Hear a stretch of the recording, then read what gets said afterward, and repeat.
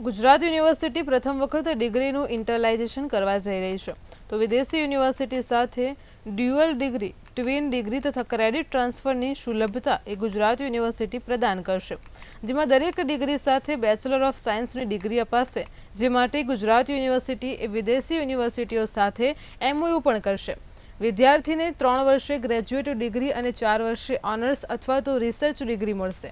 આવું કરનાર દેશની પ્રથમ યુનિવર્સિટી બનશે.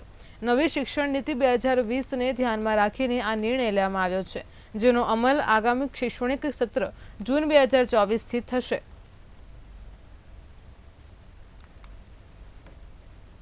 અને યુનિવર્સિટીઝને તક આપી છે. એમાં એક મોટી તક છે ઇન્ટરનેશનલાઇઝેશન ઓફ ડિગ્રીઝ. એમાં એક ડિગ્રી હોય છે BS એટલે કે બેચલર ઓફ સાયન્સ.